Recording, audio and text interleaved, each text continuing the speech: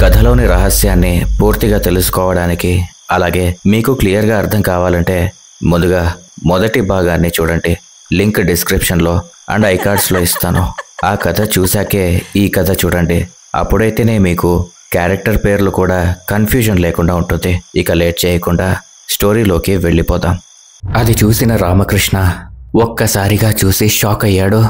ఇంతలో పోలీసులకు ఎవరు సమాచారం అందించారో తెలియదు గాని వెంటనే సంఘటనా స్థలానికి చేరుకుని అక్కడ ఉన్నవారిని ఎంక్వైరీ చేశారు పోలీసులు రామకృష్ణని ఈ చనిపోయిన వ్యక్తి ఎవరో మీకు తెలుసా అని అడిగారు.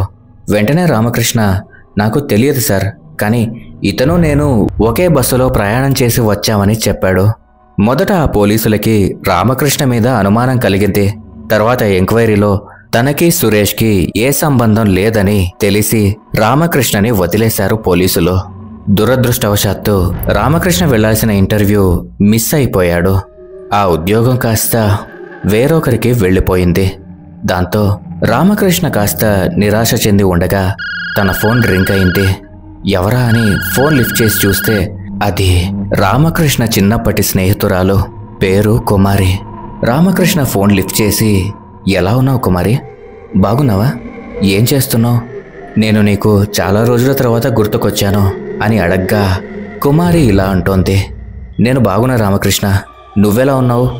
ఎక్కడుంటున్నావు అని అడిగేసరికి నేను బాగానే ఉన్నాను, ప్రస్తుతం హైదరాబాద్లో ఉన్నా, కానీ ఇంటర్వ్యూ మిస్ అయ్యాను అని రామకృష్ణ చెప్పడంతో కారణం ఏంటి అని కుమారి అడగ్గా అందుకు రామకృష్ణ, సురేష్ అని నా తోటి ప్రయాణికుడు నాతో పాటు హైదరాబాద్కి వచ్చి తాను ఉంటున్న లాడ్జ్ పై నుంచి దూకి ఆత్మహత్య చేసుకున్నాడు. అతని రూమ్ పక్కనే నా రూమ్ ఉండడం వల్ల పోలీసులు నన్ను ఎంక్వైరీ చేశారు. అందుకే ఇంటర్వ్యూ సమయానికి వెళ్ళలేకపోయాను అని రామకృష్ణ చెప్పేసరికి చనిపోయేంత కష్టం ఏమొచ్చిందో ఏమిటో ఆయనకు అని కుమారి అంది. అలాగే చాలా బాధగానే ఉంది. పోనీలే, ఈ ఇంటర్వ్యూ కాకపోతే మరొకటి. సరే కానీ నువ్వెక్కడున్నావు అని కుమారి అడగ్గా రామకృష్ణ ప్రశాంత్ లాడ్జ్లో రూమ్ నంబర్ 22 అని చెప్పాడు. అందుకు కుమారి, అక్కడెక్కడో ఉండడం ఏమిటి, వెంటనే మా ఇంటికి రా, మా ఇల్లు తెలుసు కదా అని కుమారి అడిగేసరికి తెలుసు కుమారి, ఈ లాడ్జ్లో నా రూమ్ని ఖాళీ చేసి వస్తాను అని చెప్పి ఫోన్ కట్ చేశాడు రామకృష్ణ. ఇక ఆ రూమ్లో వస్తువులన్నీ సర్దుకుని రూమ్ తాళాలు వేసి ఆ లాడ్జి యజమానికి ఆ తాళాలని అప్పగించి లాడ్జి బయటకు వచ్చి ఒక ఆటో అతనిని ఆపి సిటీకి దూరంగా ఒక మారుమూల ఏరియా పేరు చెప్పి అక్కడికి వెళ్ళాలి అని అడిగాడు రామకృష్ణ. అందుకు ఆ ఆటో అతను భయంతో, సార్ మీరు అక్కడికి ఎందుకు వెళ్ళాలనుకుంటున్నారు అని అడగ్గా వెంటనే రామకృష్ణ, ఎందుకంటే వెంటయ్యా, అక్కడ నా స్నేహితురాలి ఇల్లు ఉంది అనగానే వెంటనే ఆటో అతను, సార్ మీరు ఆ ప్రాంతానికి కొద్దిగా పక్కగా దిగిపోవాలి, ఎందుకంటే ఆ ప్రాంతంలో దెయ్యాలు తిరుగుతూ ఉంటాయని ఒక పుకారు ఉంది అని ఆ ఆటో డ్రైవరు చెప్పాడు. అందుకు రామకృష్ణ, ఇలాంటివన్నీ నమ్ముతావేంటయ్యా?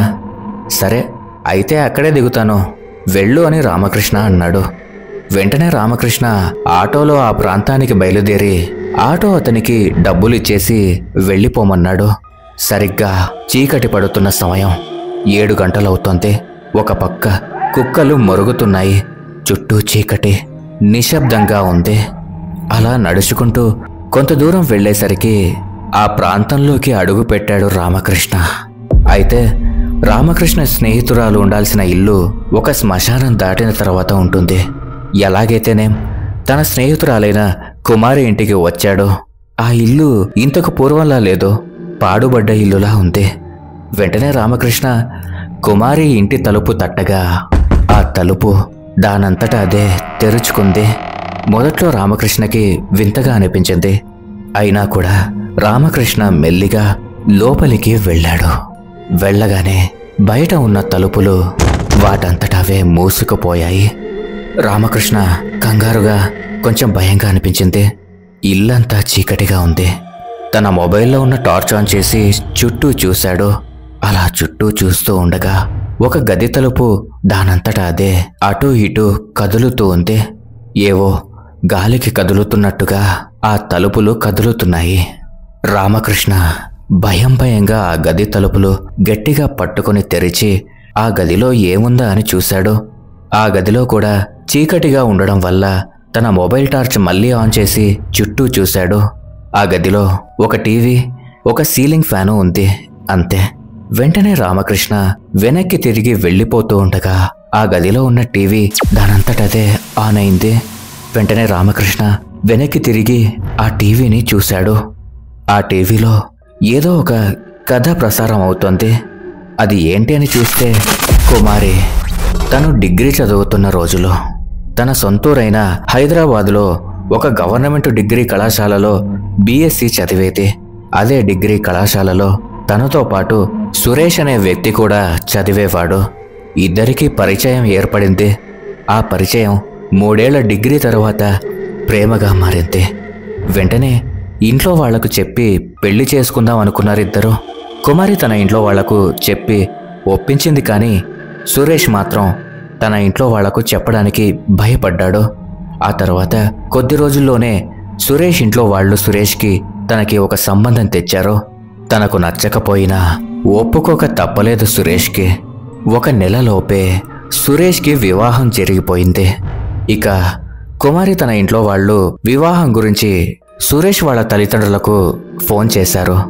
సురేష్కి వివాహం అయిపోయింది అనే విషయం తెలుసుకోగానే కుమారి స్పృహ కోల్పోయింది. తర్వాత విషయం తెలిసి కుమారి తల్లిదండ్రులకు గుండె ఆగినంత పనయింది. కుమారి తల్లిదండ్రులు కంగారుగా తన మీద కాస్త నీళ్లు చల్లి ఆమెని తన గదిలో పడుకోబెట్టారు. తర్వాత అదే రోజు రాత్రి సరిగ్గా 1 గంటకి తన ఇంట్లో వాళ్లకు తెలియకుండా ఇంటి పెరట్లో ఉన్న చెట్టుకు ఉరి వేసుకొని చనిపోయింది కుమారి. ఇక పొద్దున్నే కుమారి తల్లి పెరట్లో ఉన్న తులసి కోటకు నీళ్లు పోస్తూ ఉండగా చెట్టుకు వేలాడుతున్న కుమారి శవాన్ని చూడగానే గట్టిగా అరుస్తూ ఇంట్లో అందరినీ పిలిచింది కుమారి తల్లి. అందరూ వచ్చి చూసేసరికి ఆ తల్లి అక్కడికక్కడే గుండెపోటుతో చనిపోయింది. ఇక కుమారి చనిపోవడం, కుమారి తల్లి కూడా అక్కడికక్కడే చనిపోయేసరికి తండ్రి కూడా అదే గుండెపోటుతో చనిపోయాడు. అప్పటి వరకు ప్రసారం అవుతున్న టీవీ దానంతటా అదే ఆఫ్ అయిపోయింది. ఇక రామకృష్ణకి అర్థమైంది ఏంటంటే తనతో పాటు ప్రయాణించిన సురేష్ని చంపింది తన స్నేహితురాలైన కుమారి ఆత్మ అని, అలాగే తన వెంట పడుతోంది కూడా కుమారి ఆత్మేనని రామకృష్ణకి అర్థమైపోయింది. ఇంతలో రామకృష్ణకి ఒక స్వరం వినపడుతోంది. రామకృష్ణ, నేనెవరో తెలుసుకున్న తర్వాత నిన్ను వదిలిపెడతాను అని అనుకోవడం నీ అవివేకం. నువ్వు నా స్నేహితుడివి అయినా కాకపోయినా ఈ ఇంట్లోకి అడుగుపెట్టిన ఏ ఒక్కరిని ప్రాణాలతో తిరిగి బయటికి పంపలేదు. పైగా నువ్వు ఈ సురేష్తో పాటు అర్ధరాత్రి పూట ప్రయాణం చేసినప్పుడు కూడా మీ ఇద్దరిని వెంటపడి వేధించాను అని కుమారి తన గొంతుతో అంటూ ఉంది. ఇలా సురేష్తో రాత్రిపూట బస్సులో ప్రయాణం చేయడం వల్లే తనకు ఈ ప్రమాదం వచ్చిందని భావించాడు రామకృష్ణ. ఎలాగైనా ఈ ఇంటి నుంచి బయటికి వెళ్ళాలి అని తన ప్రయత్నాలు మొదలుపెట్టాడు రామకృష్ణ. కుమారి అన్న మాటలకి రామకృష్ణ భయంతో వణికిపోతూ ఉన్నాడు. కాస్త ధైర్యం తెచ్చుకొని ఎలాగైనా ఇక్కడ నుండి బయటపడాలని శత విధాలా ప్రయత్నించి ఏదైనా తలుపు తెరిచి ఉంటే వెంటనే వెళ్ళిపోవడానికి వీలుంటుందని అన్ని తలుపులు చూశాడు. కానీ ఆ గదిలో ఒకే ఒక తలుపు ఉంది, అది కూడా మూసుకొని ఉంది. ఇంతలో తన ఫోన్కి ఒక వీడియో మెసేజ్ వచ్చింది.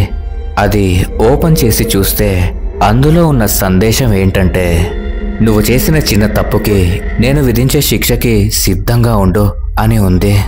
అప్పుడు రామకృష్ణకి అర్థమైపోయింది, ఈ సందేశం ఖచ్చితంగా కుమారి ఆత్మ పంపి ఉంటుందని అనుకున్నాడు.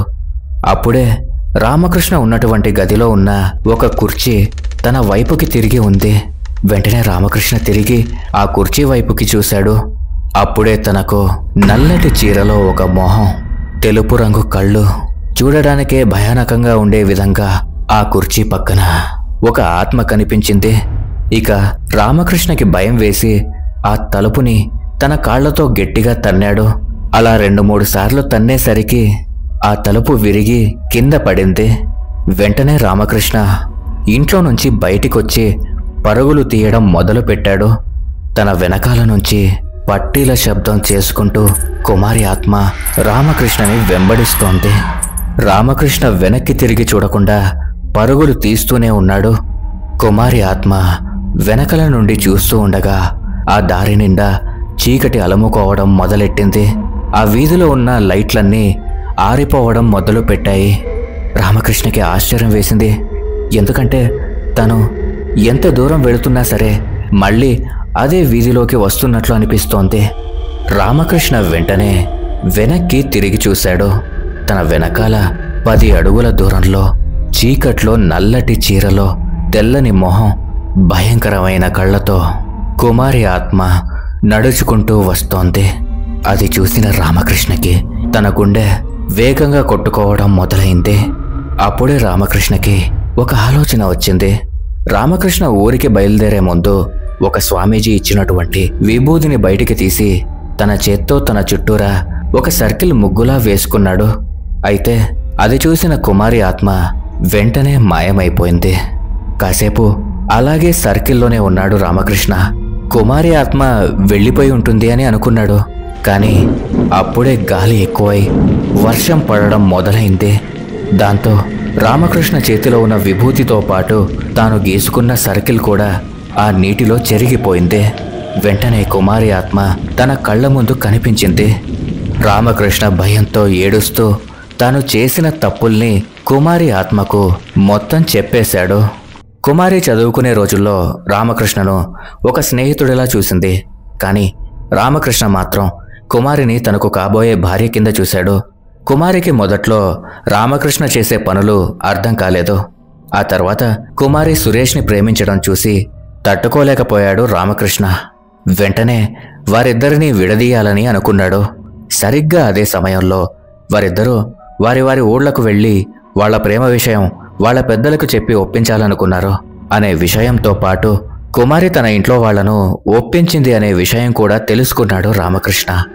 ఆ తర్వాత రామకృష్ణ తన స్నేహితుల ద్వారా సురేష్ తన ఇంట్లో వాళ్ళకి తన ప్రేమ విషయం చెప్పలేదనే విషయం తెలుసుకుని సురేష్ లేని సమయంలో వాళ్ళ ఇంటికి వెళ్ళి సురేష్కి ఒక అందమైన బుద్ధివంతురాలైన అమ్మాయి సంబంధం తెచ్చాడు రామకృష్ణ. ఎందుకంటే రామకృష్ణకి ముందే తెలుసు సురేష్ తల్లిదండ్రులకు కులం పట్టింపులు ఎక్కువ. అందుకే సురేష్ బ్రాహ్మణ కుటుంబానికి చెందినవాడు కాబట్టే తనకు వచ్చే అమ్మాయి కూడా బ్రాహ్మణ కుటుంబీకురాలే అవ్వాలి. కానీ కుమారి మాత్రం ఆ కులం కాదు. కాబట్టే రామకృష్ణ తెలివిగా ఒక బ్రాహ్మణ వధువు సంబంధాన్ని సురేష్ తల్లిదండ్రులకు చూపించాడు. చూసి చూడగానే సురేష్ తల్లిదండ్రులు సరే అనేశారు.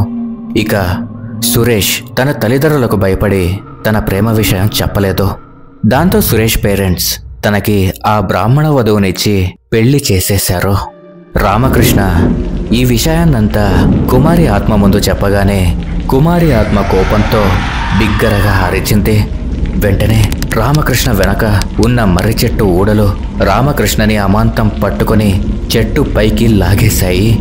మర్రి చెట్టు ఊడలు రామకృష్ణ ప్రతి అవయవాన్ని పట్టుకున్నాయి.